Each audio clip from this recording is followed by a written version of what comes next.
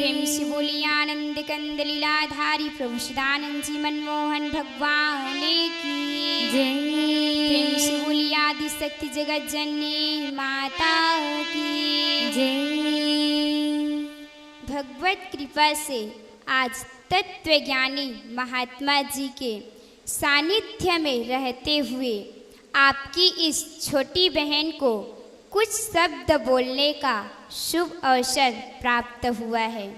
यह भगवान को धन्यवाद देती है और आपको आज सत्संग का महत्व बताना चाहती है। सत्संग वास्तव में कथा और प्रवचन से श्रेष्ठ होता है। कथा में ग्रंथों की लीलाएं सुनाई जाती है और प्रवचन में किसी ऋषि महर्षि के सूत्र के वाक्य की व्याख्या होती है।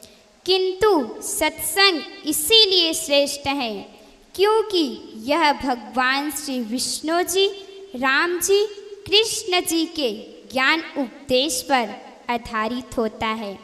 श्री रामचरितमानस में कह रहे हैं, बिनु सत्संग विवेक न होई, राम कृपा बिनु सुलभ न सोई।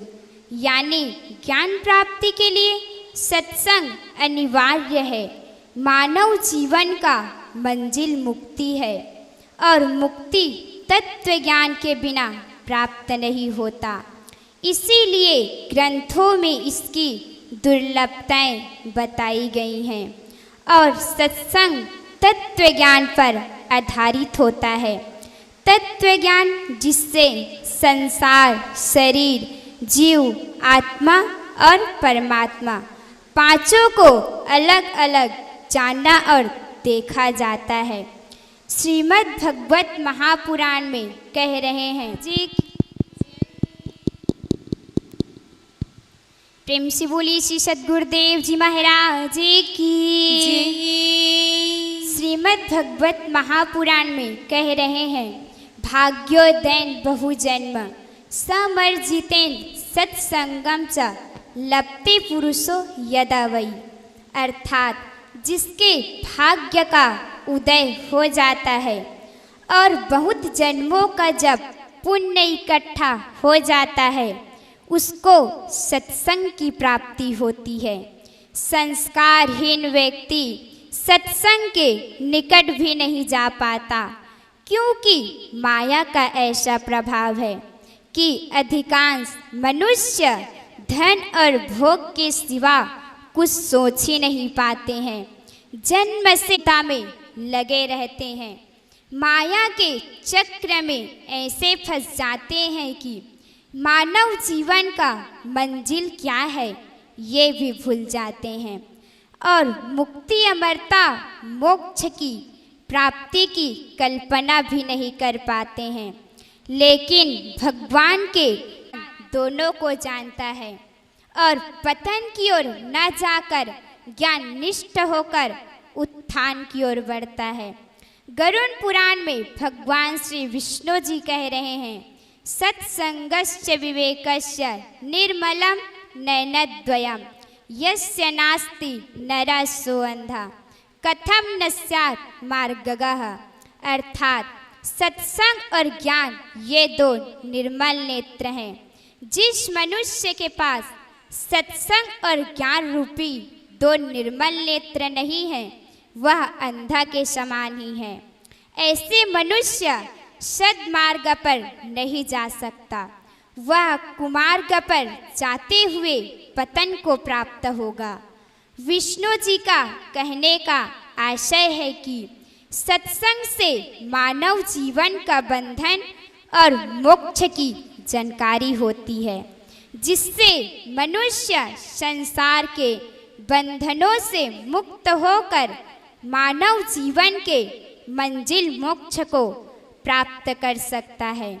यह जो आज सत्संग कार्यक्रम हो रहा है इसका उद्देश्य मोक्ष की प्राप्ति है।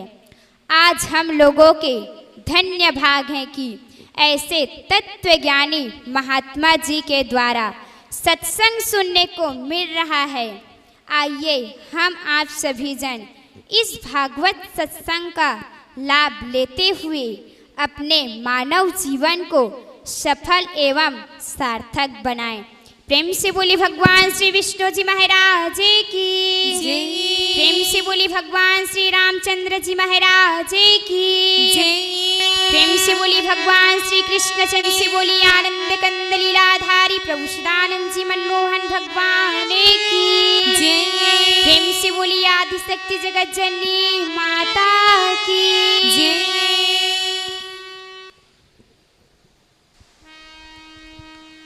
प्रेम से बोलिए श्री सदगुरुदेव जी महाराज की जय। प्रेम से बोलिए परम पिता परमेश्वर की जय। प्रेम से बोलिए भगवान श्री विष्णु जी महाराज की जय। प्रेम से बोलिए भगवान श्री रामचंद्र जी महाराज की जय। प्रेम से बोलिए भगवान श्री कृष्णचंद्र जी महाराज की जय। प्रेम से बोलिए आनंद कंद लीलाधारी प्रभु सान्य मनमोहन भगवान की जय। सत्य में जयते नान्यतम। ओम तत्सत।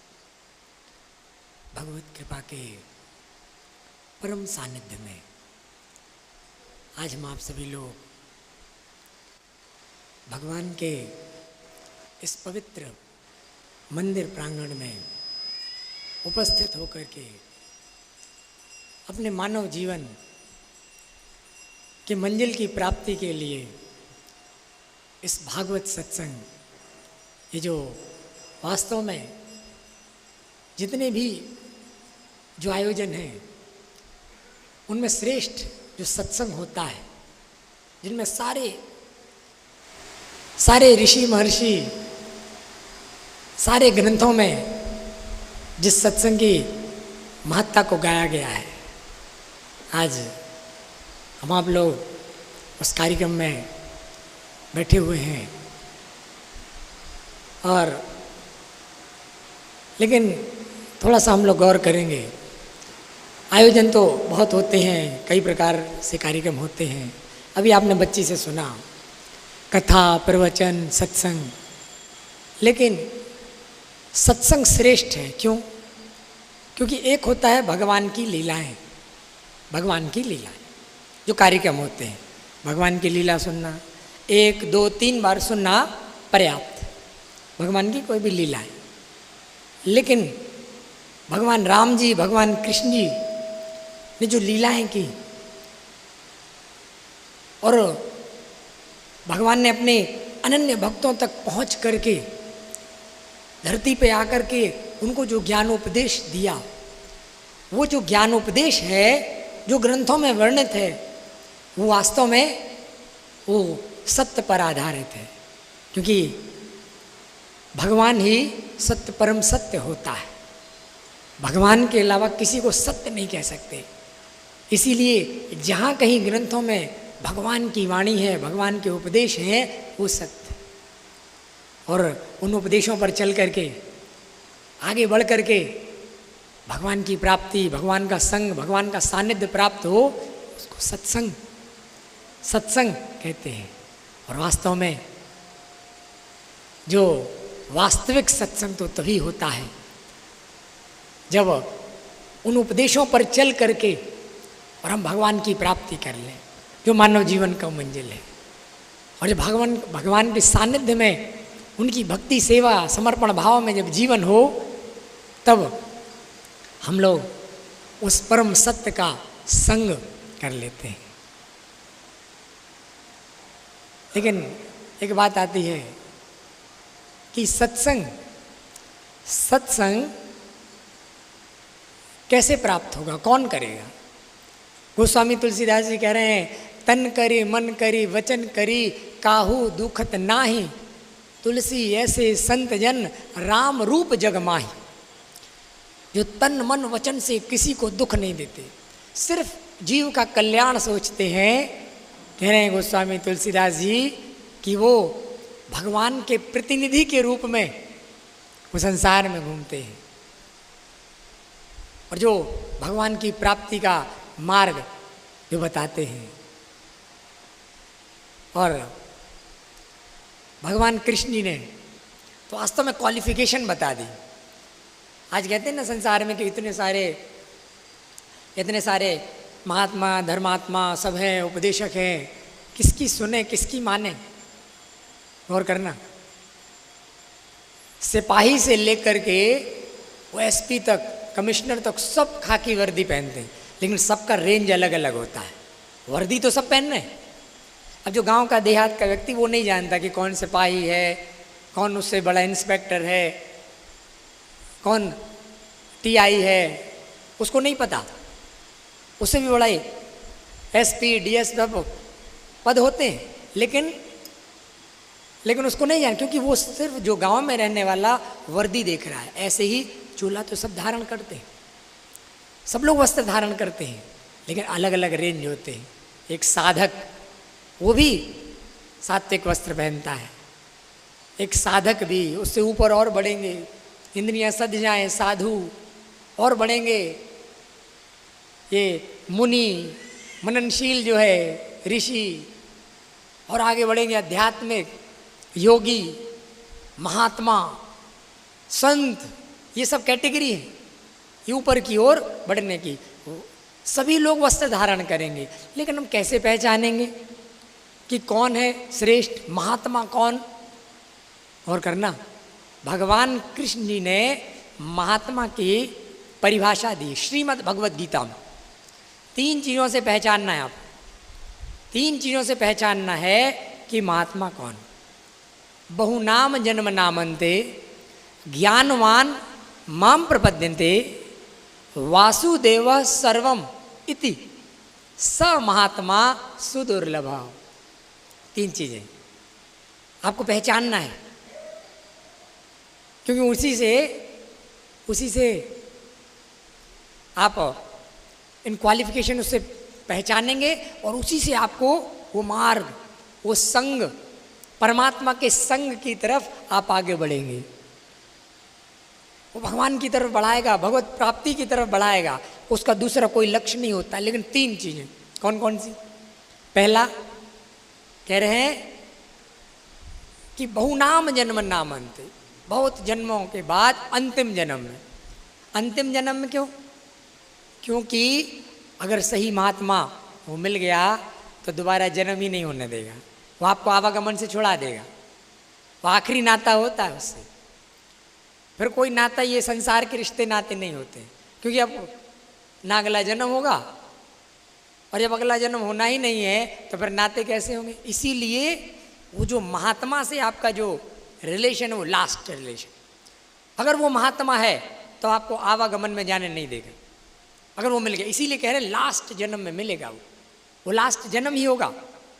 लेकिन आप जब जाओगे 3 चीज़ों से पहचानना है। कौन कौन सी?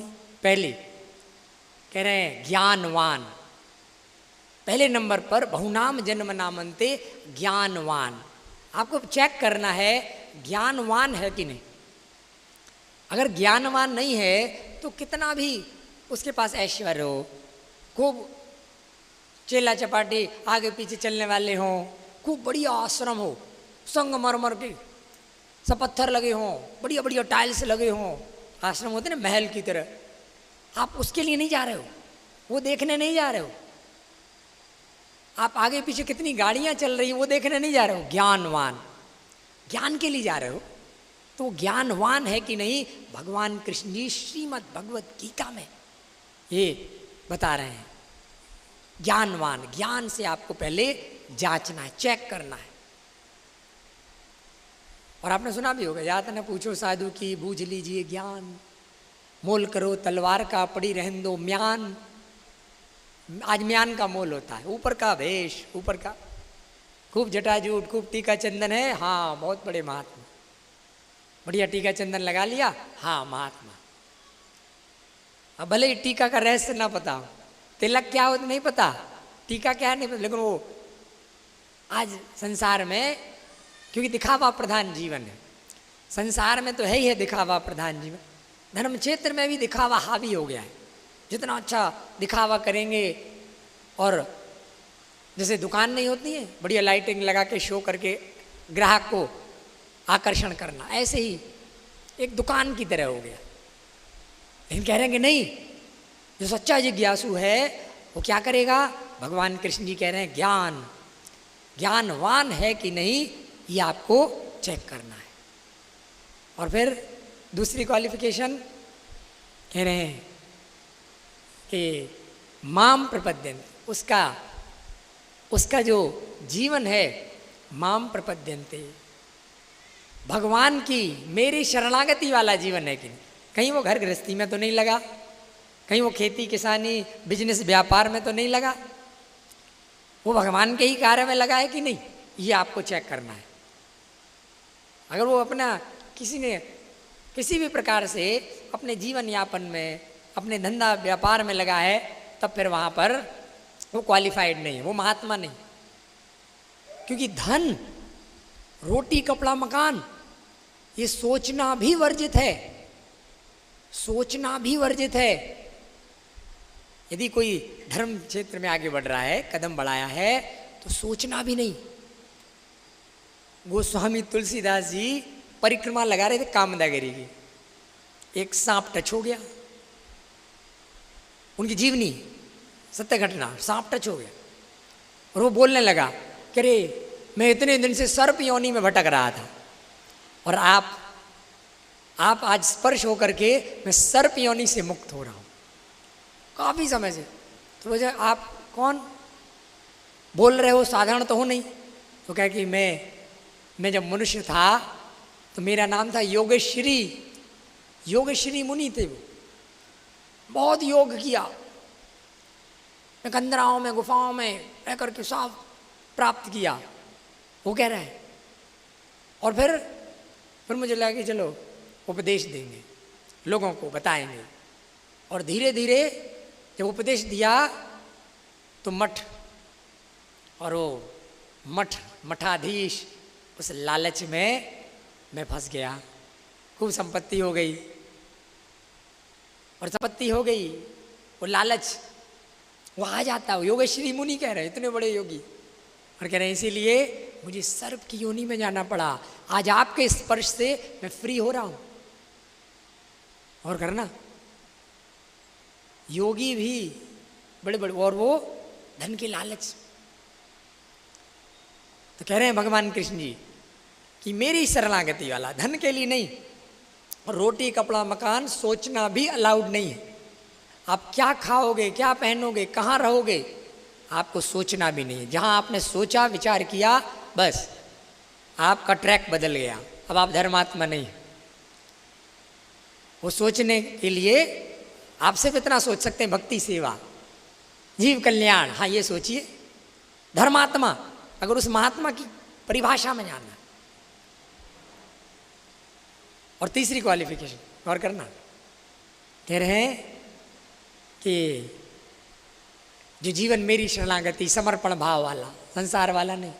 और कह रहे हैं कि वासुदेव सर्वम, और उसके बाद फुल स्टॉप लगा दी, इति बस, और किसी चेकिंग की जरूरत नहीं। बस ये तीन चीज, सब कुछ भगवान ही है। भगवान के सिवा न किसी से कोई आशा, न किसी से कोई अपेक्षा,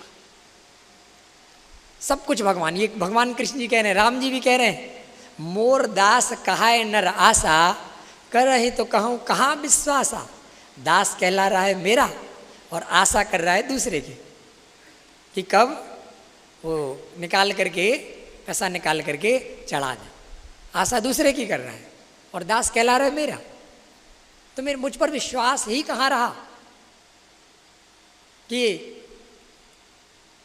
भगवान ही सब कुछ, जो देना है भगवान ही देंगे, और मांगना नहीं है।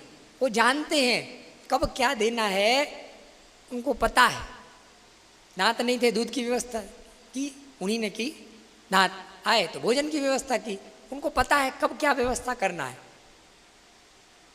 इसीलिए बस अपने आप को फ्री छोड़ दो, सब कुछ भगवान, समर्पण अपना, जहाँ आपने जहाँ लगाया बुद्धि, समर्पण। जानते कैसा होता है? लोग संसार में, धर्म में, महात्मा लोग आगे बढ़ते तो हैं, लेकिन दो प्रकार का समर्पण होता है, गौर करना। आपने देखा होगा, एक होता है बंदरिया का बच्चा, बंदरिया का बच्चा। कभी आपने देखा छोटा सा बच्चा, वो जो वानरी है, जो बंदरी, उसको पकड़ा रहता है, वो अपने से उसको पकड़ा रहेगा। देखा होगा आपने, वो बंदरिया इधर से उधर जाती, बच्चा उसको गले में ऐसे जोर से चिपक जाता है, पकड़ा रहता है। पूरा रिस्क बच्चे का होता है, अगर बच्चे ने छोड़ दिया तो फिसल के गिरा। लेकिन एक आप शायद देखे होंगे, डिस्कवरी में चैनल में देखने को मिल जाएगा, शेर का बच्चा, जो शेरनी का बच्चा होता है, वो शेरनी के मुंह में नुकीले पहने दांत, उनके बीच में वो उसको मुंह से पकड़ती है बच्चे को, सॉफ्ट बच्चा शेरनी के मुंह में। लेकिन आप उसको देखोगे तो पूरी तरह से लूज फ्री अपने आप को छोड़ देता है, उसके मुंह में ऐसा रहता है कि पूरा ऐसा लटक जाएगा और लगेगा कि जान है कि नहीं, और वो शेरनी उसको मुंह में दबा करके इधर से उधर भागती है। वो शेर भी भागता है, खरोंच भी नहीं लगने देता, वो खरोंच भी उसको नहीं लगेगी, शेर के जबड़े में है वो उसका बच्चा, सॉफ्ट सा छोटा सा, लेकिन उसको इतना विश्वास है कि मुझे यहाँ खरोंच भी नहीं, मैं सुरक्षित हूँ। शेर के जबड़े में भी नुकीले दांत, सब पशुओं को उस दांत से वो चीर देता है, लेकिन छोटे से मासूम से बच्चे को खरोंच नहीं लग सकती। और वो बच्चा कितना इजी फ्री है, उसकी कोई जिम्मेदारी नहीं। शेर के बच्चे की कोई जिम्मेदारी नहीं है कि मेरा क्या होगा, क्योंकि उसने अपने आप को फ्री छोड़ दिया। समर्पण और करना, एक शेर बंदरिया का बच्चा है, एक बंदर का बच्चा, एक शेर का बच्चा। बंदर के बच्चे की पूरी जिम्मेदारी उसकी है, वो पकड़ा है, अंतर थोड़ा सा समझना आप, उसने पकड़ा है, जहाँ उस छोड़ा फिसल के गिरेगा, उसकी बंदरिया माँ की जिम्मेदारी नहीं है। लेकिन यहाँ शेर के बच्चे की कोई जिम्मेदारी नहीं, समर्पित है पूरा शेर के जबड़े में, पूरी जिम्मेदारी शेर की। और करना, समर्पण क्या होता है, यानी वासुदेव सर्वम, सब कुछ भगवान, अपने आप को फ्री छोड़ दीजिए। और उसके बाद कह रहे हैं, उसको कहते हैं महात्मा। वो महात्मा है, स महात्मा सुदुर्लभ, वो महात्मा है, और ऐसा महात्मा बड़ा दुर्लभ होता है, ऐसा महात्मा जल्दी मिलेगा नहीं। जो कहा ना गोस्वामी तुलसीदास जी ने, मुख देखत पातक हरे, परसत कर्म बिलाहि, बचन सुनत मन मोहगत, पूरब भाग मिलाहि। मुख देखने से पाप की वृत्ति दूर हो जाएगी, ये पाप से दूर हो जाए, पाप की इच्छा नहीं होगी। और स्पर्श कर लें, कर्म बिलाहि कह रहे हैं वो स्वामी तुलसीदास जी। और वचन सुनत, और उसके वचन सुन लिए, मन मोहगत, मोह चला जाएगा, उसके वचन ऐसे होते हैं। लेकिन पूरा भाग मिला, बड़े भाग्य से वो मिलेगा, पूर्व जन्म का जो भाग्य होगा उससे वो मिलेगा, इतना इजीली नहीं मिलेगा, सबको नहीं मिलेगा। और ऐसा जो होता है ना, वास्तव में भगवान का वो प्रतिनिधि है, भगवान उसको भेजते हैं कि जाओ, और लोग तो अपने दुनिया भर के काम धंधे में, बिजनेस व्यापार में लगे हैं, तो मेरे प्रतिनिधि हो जो संसार में मेरे भक्त हैं, मुझे ढूंढ रहे हैं, मुझे खोज रहे हैं, जाओ उनको जाकर के मेरे बारे में बताओ, सुनाओ, उनको मेरे पास तक पहुंचाओ। हनुमान जी, इनको महात्मा शब्द लिखा व्यास जी ने 3 बार, क्यों? आखिर ये सब तो एक बहाना था, सीता जी की खोज, फिर वहाँ गए, सब कुछ किए वो, लेकिन वास्तव में विभीषण जैसे भक्त को उपदेश दिए, वहाँ पर सत्संग चला था, तभी तो कहा अब मोहे भाव भरोस हनुमंता, बिनु हरि कृपा मिलहि नहीं संता। क्यों कहा विभीषण ने? क्योंकि हनुमान जी वहाँ पर उपदेश दे रहे हैं। उसमें कई ड्यूटियाँ थी, अरे अशोक वाटिका भी उजाड़ी, वहाँ आग भी लगाए, सीता जी का खोज भी किए, बहुत से कार्य थे। लेकिन अगर देखा जाए, भगवान राम जी ने जो एक इनडायरेक्टली बहाने से भेजा, विभीषण जैसा भक्त बैठा है लंका में, उसको उपदेश दे रहे हैं, उसको प्रेरित कर रहे हैं। एक जैसे जो पढ़े लिखे लोग हैं जानते होंगे कि केमिकल रिएक्शन होती है ना जब, तो उसमें एक उत्प्रेरक होता है, वो भगवान वो बना देता है अपने भक्त को, और यही ड्यूटी। और ऐसा भक्त, वो महात्मा कह रहे हैं कि वो भगवान को प्यारा है। ये भागवत में भी भगवान कृष्ण जी ने कहा 11वें स्कंद में, ब्रह्मानंद जी एक भजन में उसको समाहित कर दिया कि उधो मुझे संत सदा अति प्यारे। कह रहे हैं उधो मुझे संत सदा अति प्यारे, जाकी महिमा वेद उचारे। वेद भी जिसकी महिमा गाते हैं। मेरे कारण छोड़ जगत के भोग पदार्थ सारे, मेरे कारण संसार के भोग पदार्थ त्याग देता है भगवान के लिए। निस दिन ध्यान धरे हृदय में, सब घर काज बिसारे। और लोग तो घर के काम काज में लगे, वो घर के काम काज छोड़ देता है और रात दिन मेरा ही ध्यान करते हुए मेरे ही कार्य में लगा रहता है। कह रहे हैं कि मैं संतन के पीछे जाऊं जहां जहां संत सिधारे। ये बहुत बड़ी बात है 11वें स्कंद में भगवान ने कही। मैं संतन के पीछे जाऊं जहां जहां संत सिधारे, और संत मिले तो मैं मिल जाऊं, संत न मुझसे न्यारे। तो संत मिले तो भगवान कैसे मिल जाएंगे? संत ही तो मिला है, क्योंकि उसका एक लक्षण है, उसके पास जाओगे तो मिलेगा क्या? दूसरा कुछ नहीं मिलेगा। वो संसार की बात नहीं होगी, ये झूठ की बात नहीं हो गई। झूठे ही लेना, झूठे ही देना, झूठे ही भोजन, झूठ चबेना, सब झूठ झूठ है। उस झूठ से निकाल करके सत्य की तरफ, परम सत्य की तरफ बढ़ाएगा आपको, जिसको सत्संग कहते हैं। ये वास्तविक सत्संग तक पहुंचाएगा आपको, जो परम सत्य परमात्मा, उसके संग तक।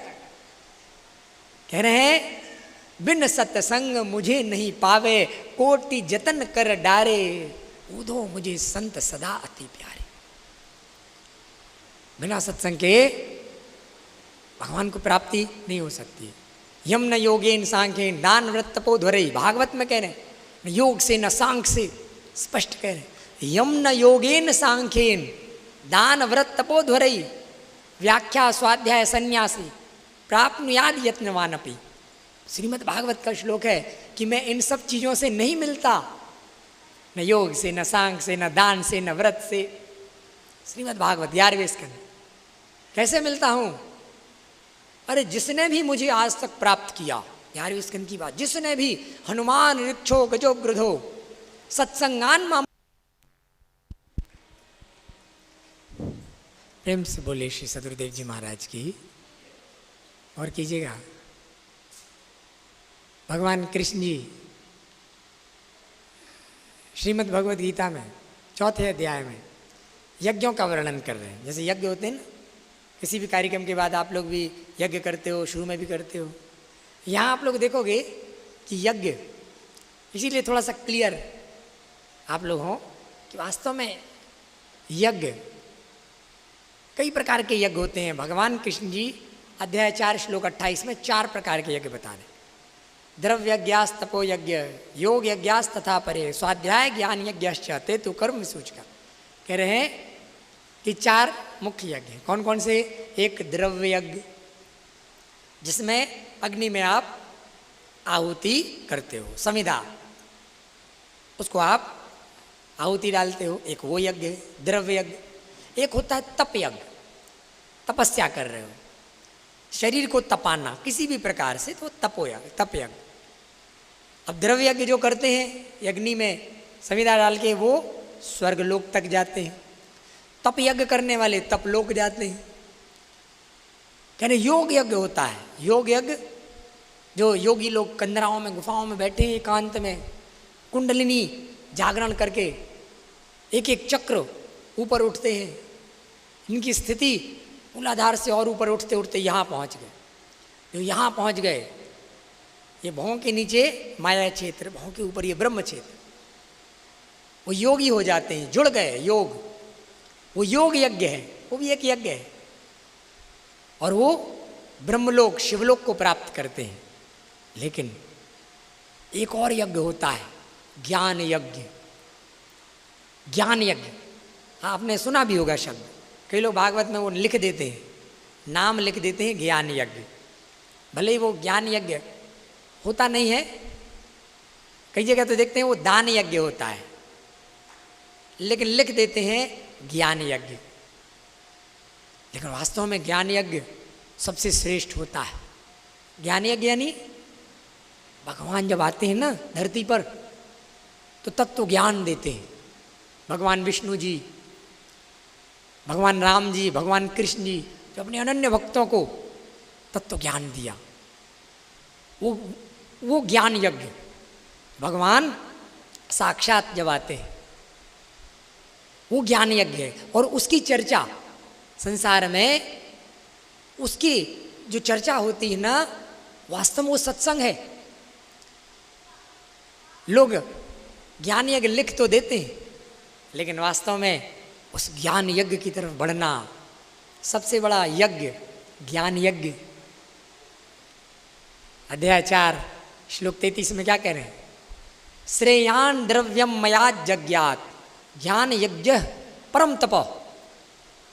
सबसे बड़ा यज्ञ कौन सा है? जितने भी यज्ञ हैं इनमें सबसे बड़ा यज्ञ है ज्ञान यज्ञ। और सबसे तो स्वर्ग मिलेगा, तपलोक, ब्रह्मलोक मिलेगा, लेकिन ज्ञान यज्ञ से परम धाम, मोक्ष। कहने क्यों श्रेष्ठ है ज्ञान यज्ञ? कहने सर्वम कर्म अखिलम पार्थ ज्ञाने परिसमाप्यते। आप द्रव्य यज्ञ में तो अग्नि में समिधा की आहुति आप देंगे, जो भी हवन सामग्री आप, लेकिन ज्ञान यज्ञ में क्या होता है? ज्ञान यज्ञ में आपके जितने भी कर्म हैं वो जल के समाप्त हो जाते हैं। सर्वम कर्म, जो भी आपने किया, चाहे पाप किया हो चाहे पुण्य, सब सर्वम कर्म अखिलम पार्थ, पूरे के पूरे, सारे कर्म पूरे के पूरे, कुछ नहीं बचेगा। अब आप कहोगे इतना किराया खर्च करके वैष्णो देवी गए, मथुरा अयोध्या गए, वो तो पुण्य तो रह जाता। नहीं, पुण्य भी नहीं, पाप तो समाप्त होगा ही, पुण्य भी समाप्त। क्योंकि पाप करेंगे, पाप उसका फल बनेगा, नरक जाएंगे फिर आएंगे। पुण्य करेंगे उसका भी फल बनेगा, स्वर्ग जाएंगे फिर वापस आएंगे। आवागमन से छुट्टी नहीं होनी, मुक्ति नहीं होनी। मुक्ति में जैसे पाप और पुण्य दोनों बाधक हैं, इसीलिए पुण्य स्वर्ग के चक्कर में भी नहीं पड़ना, स्वर्ग के चक्कर में भी नहीं पड़ना चाहिए। नरक और स्वर्ग से ऊपर होता है परम धाम। और कह रहे हैं कि ज्ञान यज्ञ होता है तो सारे के सारे कर्म ज्ञाने परिसमाप्त, समाप्त हो जाते हैं। अब आप न्यूट्रल हो गए, फ्री। क्योंकि कर्म तो हैं जो जीव को आवागमन में ले जाए। कर्म होगा, फल बनेगा, जो फल बनेगा आप भोगोगे, भोगना पड़ेगा। और भोगने के लिए ही आना होता है, भोगने के लिए ही आना होता है, इसीलिए समाप्त। याद रखना, कोई भी अगर संसार में ये कर्म फल भोग, जन्म कर्म फल भोग मरण, जन्म कर्म फल भोग मरण, उसमें अगर फंसा रहा है, ले जा रहा है, समझ जाना तो महात्मा का, धर्मात्मा का कर्तव्य नहीं है। वो तो आपको निकालेगा, उससे निकालेगा इस चक्र से। वो महात्मा धर्मात्मा का कर्तव्य होता है। भगवान कृष्ण जी श्रीमद् भगवद गीता और ना 4वां अध्याय। लेकिन आज बड़ा अफसोस लगता है, टीवी में देखते हैं कितने दरबार सजे रहते हैं। बड़ा हंसी भी आती है, अफसोस भी होता है कि देखो धर्मात्मा महात्मा उसका कर्तव्य क्या था, इन सब कर्मों से, जिसको गोस्वामी तुलसीदास जी ने कहा ग्रह कारज नाना जंजाला ते अति दुर्गम शैल विशाला कहा, जंजाल उसको कहा, उसी में फंसा रहे हैं। ये कर्तव्य, अरे महात्मा का कर्तव्य क्या होता है? मुक्ति मोक्ष, इन कर्मों के इस जंजाल से आपको फ्री करना, मुक्त करना, ये कर्तव्य होता है। यहाँ ये जो आप कार्यक्रम देख रहे हो ना, यहाँ इसलिए आप ना यज्ञ देखोगे ना दान देखोगे, और कुछ नहीं देखोगे। यहाँ सिर्फ यहाँ ज्ञान, ये ज्ञान यज्ञ। वास्तव में ज्ञान यज्ञ की तरफ बढ़ना, आप पात्र हो जाएं, क्योंकि हमारे हाथ में इतना ये कि हम पात्र हो जाएं। भगवान कृपा करेगा, वहाँ करके तत्व ज्ञान देगा। जैसे विष्णु जी आए, विष्णु जी ने गरुड़ नारद को तत्व ज्ञान दिया, और भगवान राम जी आए, भगवान राम जी ने हनुमान जी को, लक्ष्मण जी को, शबरी को वही तत्व ज्ञान दिया। आप सुने थे उस दिन। भगवान कृष्ण जी आए, कल आपने सुना कि उपदेश दे रहे हैं गोपियों को, पहली बार सुना होगा आपने। इतना कार्यक्रम यहाँ हुए, लेकिन रास वगैरह कई बार सुने होंगे, लेकिन भगवान कृष्ण जी गोपियों को उपदेश दे रहे हैं, पहली बार सुने होंगे कल, जो लोग भी कल उपस्थित। अर्जुन को ज्ञान दिया, तत्व ज्ञान। वो तो तत्व ज्ञान है, वो क्यों जरूरी है? आपका ये छोटा भाई जो बैठा है ना, ये आप लोग शायद विचार कर सकते हैं कि आखिर ये क्या है महात्मा जी, ये बैनर लगा हुआ है सामने, लगना तो पर कहीं था लेकिन व्यवस्था नहीं हुई, उनका लगाना जरूरी है, चलो भाई लगाओ। ऊपर कहीं लगाने का बहुत प्रयास हुआ, लेकिन बोले कि यहाँ नहीं लग पा, कहा चलो कहीं ना कहीं लगाना है। दिख रहा होगा लेकिन आप लोगों को ये बैनर लगा के कहीं कार्यक्रम नहीं होता है। हमारे सदगुरुदेव परम पूज्य संत ज्ञानेश्वर स्वामी सदानंद जी परमहंस, उन्होंने ये सिद्धांत दिया है। आपका ये छोटा भाई ये आज 15-16 वर्ष ये कार्यक्रम देते हुए, घूमते हुए हो गए। 1 रुपये भी ये दान दक्षिणा न लिया है और न ले सकता है। ये फाउंडेशन राम जी ने जब हनुमान जी को ज्ञान दिया था, ये फाउंडेशन लगाई थी। अर्जुन को जब कृष्ण जी ने जब ज्ञान दिया, तब भी ये फाउंडेशन था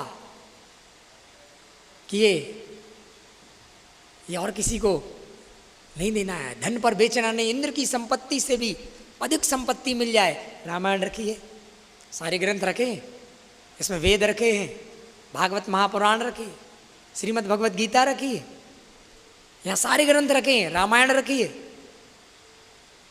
हनुमान जी को फाउंडेशन लगाया कि धन पर इस ज्ञान को देना नहीं किसी को, क्योंकि ज्ञान बेचा नहीं जाता है, वो बड़ा गुण होता है, वो भगवान सबको नहीं देता। ये आपके छोटे भाई को ये फाउंडेशन है। क्यों? अच्छा आप बताओ, आपके घर में कोई कीमती सामान होगा, सोना चांदी का, आप उसको ऐसे खुला रखोगे क्या? उसको आप ताले में रखोगे ना, सबको तो नहीं दोगे। ऐसे ही ग्रंथों में भी कुछ है कीमती, जो कहा ना तुलसीदास जी ने, सूझई रामचरित मणिमाणिक गुप्त प्रगट जह जय जय खाने। मणिमाणिक के भरे हैं रामचरित मानस में, लेकिन ताले में है। श्रीमद् भागवत में आत्म साक्षात्कार का सूत्र बताए थे ना उस दिन, स्कंद 11 अध्याय 19 श्लोक नंबर 1, आत्म साक्षात्कार का फॉर्मूला। वही फॉर्मूले से शंकराचार्य जी भी थोड़ा प्रयास किए, पर काया प्रवेश तक पहुंचे उसी सूत्र से। सदगुरुदेव जी क्या ऊपर से रटना पढ़ने का सिद्धांत नहीं था उनका, कहता कि जो है लिखा है उसका प्रैक्टिकल करो, क्योंकि ये भगवत गीता कोई रटने पढ़ने की कोई थ्योरी की बुक, वो कोई बुक नहीं है, किताब नहीं, प्रैक्टिकल ग्रंथ है, सबसे बड़ा सदग्रंथ है। इतने वास्ट वेदों को भगवान ने छोटी सी गीता में समाहित कर दिया। जैसे पढ़ाई किए होंगे तो एक प्रैक्टिकल बुक भी होती है, ऐसे ही जैसा जैसा लिखा है वैसा प्राप्त हो सकता है। ये तो क्या कहें कि उस भगवत गीता में इतना सिंपल, इतना सरल, जैसा लिखा है आप प्राप्त कर लो। वो सब फॉर्मूलेज हैं उसमें, भगवत गीता में, भागवत में भी वो मिलते जुलते फॉर्मूले हैं। सदगुरुदेव प्रभु सदानंद जी ने बस वो फॉर्मूले का उसको लागू किया, a+b² = a² + b² + 2ab। आप फॉर्मूला लगाओगे, उत्तर आना ही आना है, उसमें कोई आश्चर्य नहीं होना चाहिए कि अच्छा शरीर अलग जीव अलग देख सकते हैं। अरे भाई उसमें फॉर्मूला भगवान ने दिया है, भागवत में भी है, गीता में भी है, बस उसी को जब लागू किए हो गया। आप जो कल सुन रहे थे कई लोग, नींद, स्वप्न, ये कोई आश्चर्य की बात नहीं है। जिसको फॉर्मूला नहीं पता उसके लिए तो सवाल बड़ा कठिन है। जिसको सही टीचर नहीं मिला, जिसको फॉर्मूला ही नहीं पता, उसके लिए कठिन है। विधि नहीं पता, उसको 10 में से 0 नंबर मिलेंगे, जो सवाल 10 नंबर का। लेकिन जिसको सही टीचर मिला, उसने फॉर्मूला बताया, विधि बताया, उसके लिए 10 में से 10 नंबर मिलेंगे। गणित का विद्यार्थी इसीलिए बता रहे कि उसमें 10 में से 10 नंबर मिलेंगे। गणित का विद्यार्थी इसीलिए बता रहे कि उसमें 10 में से 10 नंबर मिलेंगे। गणित का विद्यार्थी इसीलिए बता रहे कि उसमें 10 में से 10 नंबर मिलेंगे। गणित का विद्यार्थी इसीलिए बता रहे उसमें कोई संदेह ही नहीं। जैसा जैसा जो लिखा है प्रैक्टिकल, शरीर अलग जीव अलग देख सकते हैं, इसमें कोई बड़ी बात नहीं है। हमारा सनातन धर्म जो है ये क्यों श्रेष्ठ है? ये सिर्फ थ्योरी नहीं है, इसमें प्रैक्टिकल है। मंत्र दृष्टा होते थे, आज थोड़ा सा नीचे आ गए, आज नीचे आ गए, क्योंकि ग्रंथ में जो है वो ऊपर ऊपर पढ़ के निकल गए। उसमें जो लिखा है गहराई में पहुँचे ही नहीं कि आखिर वहाँ क्या लिखा। और भगवान भी वो जो फॉर्मूलेज हैं, जैसे आप अपने तिजोरी की या अलमारी की चाबी सबको नहीं देंगे, देंगे क्या? आपके घर में जो कीमती आभूषण रखे हैं अलमारी में, सबको चाबी नहीं दोगे। किसको दोगे? अपने बेटे को, वो भी कब? जब देख लोगे ये बेचेगा नहीं। पत्नी को कब? जब ये बेचेगी नहीं, विश्वास पात्र है, उसी को देंगे ना। ऐसे ही वो जो सूत्र हैं, फॉर्मूलेज हैं ग्रंथ में, उनकी चाबी भगवान आते सबको नहीं देते। वो सदगुरु के रूप में आते हैं और वो चाबी उसको देते हैं जब कन्फर्म हो जाता है। ये बेचेगा नहीं, ये बेचेगा नहीं, उसको वो चाबी देते हैं और सब इजी हो जाता है। ये जो कुछ भी आप जो सुन रहे हैं ना, बहुत इजी है। और कल देखिए, जो लोग भी ऐसे जिज्ञासु हैं, आप जब आगे बढ़ेंगे, कल शंका समाधान वालों के लिए तो यहाँ जो मंदिर समिति की तरफ से सुबह का समय रखा 10 से 11, शंका समाधान, कुछ पूछना है, मिलन जुलन करना। और यदि कोई आगे बढ़ना चाहता है, ज्ञान तो कौन किसको दे सकता है? ज्ञानी दूसरा वास्तव में कोई होता ही नहीं है। ज्ञानी एकमात्र भगवान होता है। कोई अगर कह रहा है अपने को ज्ञानी, मतलब ये भी एक अज्ञानता है, ये सबसे बड़ी अज्ञानता है। अगर कोई ज्ञानी कह रहा है, ज्ञानी एकमात्र भगवान है। जो जितना पात्र है, जैसा बर्तन है, वो ग्रहता वो उसमें वो उसको दे सकता है, भगवान ही पात्रता के हिसाब से। ज्ञानी दूसरा नहीं हो सकता। जितनी भगवान की कृपा होगी, जितनी पात्रता होगी, वो भगवान वो आपको उतना देगा ही देगा, चाहे किसी को माध्यम बनाए। आप अगर पात्र हैं तो चाहे आप 5 साल के ध्रुव हैं तो भी नारद जी को भेजेंगे आपको एकदम चेक करके, दृढ़ बना करके, और भगवान दर्शन देने आएगा। भगवान का दर्शन होता है। अरे दर्शन तो क्या, भगवान आकर के अरे अवतार लेके आ जाते हैं। प्रहलाद जैसा भाव हो तो नरसिंह अवतार। तो ये हीन भावना निकाल देना कि भगवान मिल सकता है क्या। और आप कहोगे अरे हम तो गृहस्थ हैं, संसार में रहने वाले, हमें भी भगवान मिलेगा। अरे आप भीष्म पितामह ब्रह्मचारी थे, बैठे रह गए, और 4 विवाह करने वाला अर्जुन, विराट रूप का दर्शन हो गया। 4 विवाह, गृहस्थ था ना, कोई उसने त्याग कुछ था? अरे त्याग क्या होता है, ये भगवद गीता में है। त्याग भगवान ने सिखाया, त्याग क्या है। तो इसीलिए हीन भावना निकाल देना। लेकिन कोई सोचे कि हम तो दान करेंगे तो शायद वही धर्म है, दान करेंगे तो वही धर्म है और हमको कुछ मिलेगा नहीं। दानवीर कर्ण बैठे रह गए और अर्जुन को दर्शन हो गया, गीता का ज्ञान मिल गया। दानवीर कर्ण बैठे रह गए। प्रेम से बोले श्री सदगुरुदेव जी महाराज की। आपके इस छोटे भाई को, ये जो बैठ रहा है ना मंच पर बोल रहा है, ये इसकी कोई अपनी क्षमता नहीं है, इसकी क्षमता नहीं है, ये भगवान की कृपा है। सदगुरुदेव प्रभु सदानंद जी, उन्होंने ये जो एक तुच्छ, यानी अगर उनकी जो कृपा इतनी श्रेष्ठ है कि अपने हड्डी का चूरन बना के भी चढ़ा देना तो उरण नहीं हो सकता। अपनी ये खाल का अगर चप्पल बना करके, पादुका बना करके भी चढ़ा देना, उरण नहीं हो सकता। जो ज्ञान उन्होंने दिया, जो कृपा उन्होंने की, रक्त का एक एक कण चढ़ाने के बाद भी वो मूल्य चुक नहीं सकता। ये वही कृपा है। और अगर आपको ये सत्संग का मंच, आपको अगर लग रहा है कि सत्संग का मंच है और वास्तव में यहाँ से सत्य बोला जाता है, तो ये सबसे बड़ा सत्य है। अगर आपको लग रहा है थोड़ा भी कि ये सत्य यहाँ से बोला जाता है, तो सबसे बड़ा सत्य यही है कि ये जो आपका छोटा भाई बैठा है यहाँ, इसकी कोई क्षमता शक्ति नहीं है, इसकी कोई क्षमता शक्ति नहीं है, ये उन्हीं की कृपा है और उन्हीं के द्वारा दिया गया ये ज्ञान है, तत्व ज्ञान। और ये सुन करके पढ़ करके नहीं बोल रहा है, कॉन्वेंट स्कूल में पढ़ने वाला, मैकेनिकल इंजीनियरिंग का छात्र भोपाल से, राजीव गांधी टेक्निकल यूनिवर्सिटी, तो ये क्या जानेगा, क्या तत्व ज्ञान, क्या ज्ञान वैराग, इसको कुछ नहीं पता। ये उन्होंने ऐसी कृपा की, आए एक दिन सत्संग सुना, सीधे ज्ञान ज्ञान कह रहे कहाँ ये विज्ञान इतना आगे जा रहा है और यहाँ ये दर्शन। उसके बाद लेकिन भगवान ने एक कृपा और कर दी कि पीछे मुड़ के नहीं देखा, पीछे मुड़ के नहीं देखा, बस साथ में चल दिए। और भगवान की जो कृपा कि भगवान जो आप लोग कहते हैं ना कि वो छप्पड़ फाड़ के देता है, वास्तव में प्रैक्टिकली आपका ये छोटा भाई उसको अनुभव किया है कि भगवान की कृपा कितनी होती है।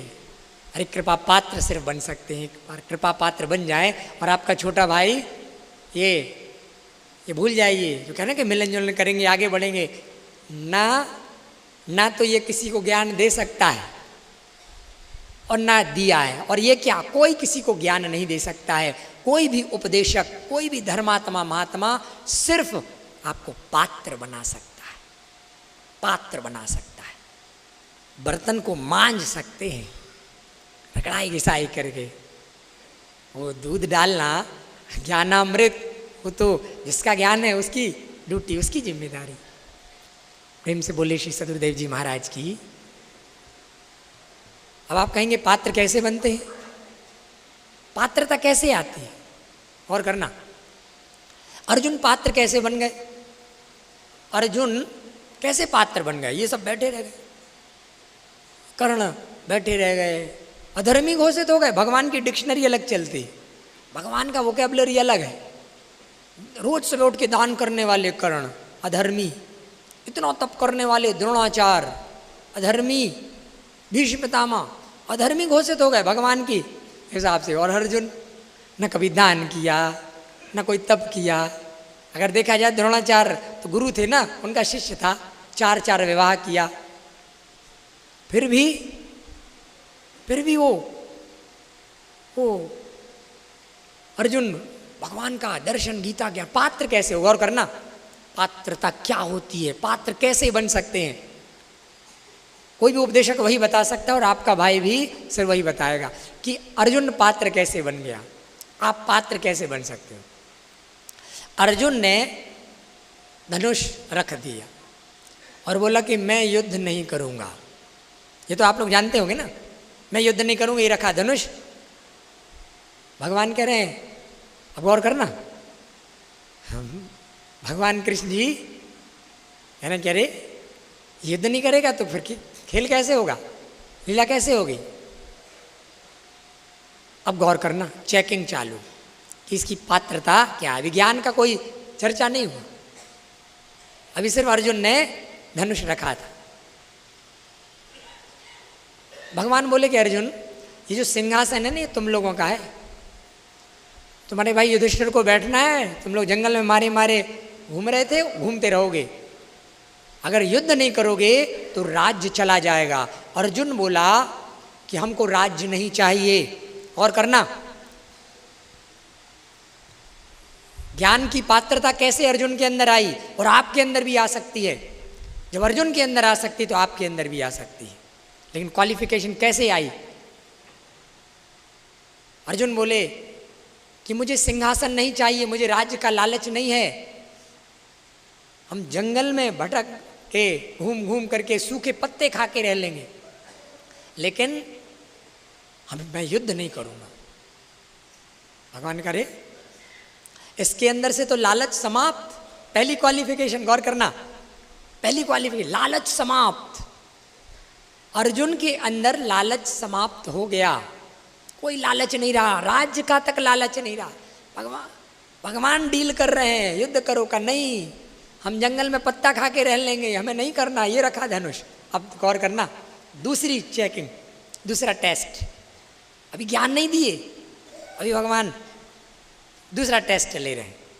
बोले कि अर्जुन तुम क्षत्रिय हो, द्रोणाचार्य के शिष्य हो, पांडु वो भी बहुत वीर थे, उनके पुत्र, तुम ऐसे युद्ध के मैदान से धनुष छोड़ करके भागोगे।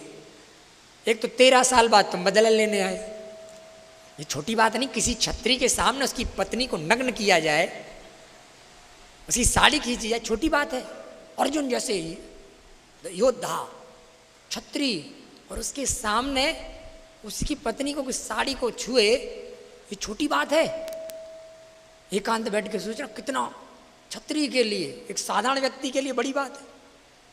भगवान कह रहे हैं कि तुम ऐसे, एक तो तुरंत बदला लेना था, 13 साल बाद बदला लेने आए, और अब कह रहे हो कि ये रखा धनुष में भाग रहा हूं। हथियार छोड़ के भागोगे मैदान से तो लोग तुमको डरपोक कहेंगे।